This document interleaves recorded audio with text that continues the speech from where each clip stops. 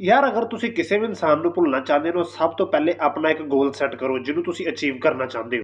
ਐਵੇਂ ਦੇ ਗੋਲ ਜਿਨ੍ਹਾਂ ਤੇ ਤੁਹਾਨੂੰ ਜ਼ਿਹਨੀ ਤੇ ਜਿਸਮਾਨੀ ਮਿਹਨਤ ਕਰਨੀ ਪਵੇ। ਵਿਹਲੇ ਬਿਸਤਰ ਤੇ ਪਏ ਰਹਿਣਾ, ਦੁਖੀ ਗਾਣੇ ਸੁਣਨਾ ਤੇ ਬਾਰ-ਬਾਰ ਐਡ ਖੋਲ ਕੇ ਪੜ੍ਹਨਾ ਤੁਹਾਨੂੰ ਤਕਲੀਫ ਦੇਗਾ, ਹੋਰ ਕੁਝ ਵੀ। ਆਪਣੇ ਆਪ ਤੇ ਰਹਿਮ ਕਰੋ, ਜਿਹਨੇ ਜਾਣਾ ਸੀ ਉਹ ਜਾ ਚੁੱਕਿਆ, ਤੇ ਰੱਬ ਤੇ ਯਕੀਨ ਰੱਖੋ। ਜਦੋਂ ਆਪਾਂ ਆਪਣੇ ਅਮਾਲ ਨਾਲ ਕੁਦਰਤ ਦੇ ਫੈਸਲਿਆਂ ਦਾ ਇਨਕਾਰ ਕਰਦੇ ਹਾਂ ਤੇ ਕੁਦਰਤ ਵੀ ਸਾਨੂੰ ਜ਼ਲੀਲ ਹੋਣ ਲਈ ਛੱਡ ਦਿੰਦੀ। ਇਹ ਮੰਨ ਲਓ ਤੇ ਯਕੀਨ ਕਰ ਲਓ, ਜੋ ਕੁਝ ਵੀ ਤੁਹਾਡੀ ਜ਼ਿੰਦਗੀ ਵਿੱਚ ਹੋ ਰਿਹਾ ਹੈ ਇਹਦੇ ਤੇ ਸਿਰਫ ਅੱਲਾਹ ਪਾਕ ਦੀ ਜ਼ਾਤ ਦਾ ਇਖਤਿਆਰ। ਯਾਦ ਰੱਖੋ, ਨਾ ਹੀ ਆਪਾਂ ਕਿਸੇ ਨੂੰ ਜ਼ਬਰਦਸਤੀ ਆਪਣੇ ਨਾਲ ਰੱਖ ਸਕਦੇ ਹਾਂ ਤੇ ਨਾ ਹੀ ਆਪਾਂ ਜ਼ਬਰਦਸਤੀ ਕਿਸੇ ਦੀ ਜ਼ਿੰਦਗੀ 'ਚ ਸ਼ਾਮਲ ਹੋ ਸਕਦੇ। ਹਰ ਸ਼ਖਸ ਦਾ ਸਾਡੀ ਜ਼ਿੰਦਗੀ 'ਚ ਆਉਣ ਦਾ ਇੱਕ ਮੁਕਰਰਾ ਵਕਤ ਹੈ ਜਿਹੜਾ ਉੱਤੇ ਤੈਅ ਹੋ ਚੁੱਕਿਆ। ਇੱਥੇ ਤੱਕ ਕਿ ਸਾਡੇ ਪਿਆਰੇ, ਸਾਡੇ ਵਾਲਦੈਨ ਜਿਨ੍ਹਾਂ ਨੂੰ ਅਸੀਂ ਛੱਡਣ ਦਾ ਸੋਚ ਵੀ ਨਹੀਂ ਸਕਦੇ, ਲੇਕਿਨ ਜਦੋਂ ਕੁਦਰਤ ਦਾ ਫੈਸਲਾ ਆ ਜਾਂਦਾ ਫਿਰ ਆਪਾਂ ਉਹਨਾਂ ਨੂੰ ਵੀ ਨਹੀਂ ਰੋਕ ਸਕਦੇ। ਮੈਂ ਜਾਣਦਾ ਵਾਂ ਕਿ ਇਹ ਆਸਾਨ ਨਹੀਂ ਹੈਗਾ, ਲੇਕਿਨ ਇਸ ਯਕੀਨ ਨਾਲ ਅੱਗੇ ਵਧੋ ਕਿ ਅੱਲਾਹ ਪਾਕ ਸਾਨੂੰ ਵੇਖਦਾ ਪਿਆ ਹੈ ਤੇ ਉਹ ਸਾਡੇ ਲਈ ਬਿਹਤਰੀਨ ਫੈਸਲਾ ਕਰਨਗੇ। ਬਸ ਤੁਹਾਨੂੰ ਇੱਕ ਵਾਰੀ ਹਿੰਮਤ ਕਰ, ਕਿਸੇ ਨਾਲ ਵੀ ਗੁਜ਼ਰਾ ਹੋਇਆ ਵਕਤ ਸਾਡੀ ਮੈਮਰੀ ਦੇ ਵਿੱਚ ਫਿੱਟ ਹੋ ਚੁੱਕਿਆ, ਇਹਨੂੰ ਮੁਕੰਮਲ ਡਿਲੀਟ ਕਰਨ ਦੀ ਕੋਸ਼ਿਸ਼ ਛੱਡ ਆਪਣਾ ਫੋਕਸ ਸਿਰਫ ਆਪਣੇ ਗੋਲ ਤੇ ਰੱਖੋ। ਜਦੋਂ ਕਿਤੇ ਉਸ ਸ਼ਖਸ ਦੀ ਯਾਦ ਸਤਾਵੇ ਤੇ ਕੋਈ ਗੱਲ ਨਹੀਂ, ਉਹਨੂੰ ਵਕਤੀ ਮਹਿਮਾਨਾਂ ਤਰ੍ਹਾਂ ਉਹਦੀ ਖਾਤਰ ਤਵਾਜ਼ੋ ਕਰੋ ਤੇ ਉਹਨੂੰ ਰੁਖਸਤ ਕਰ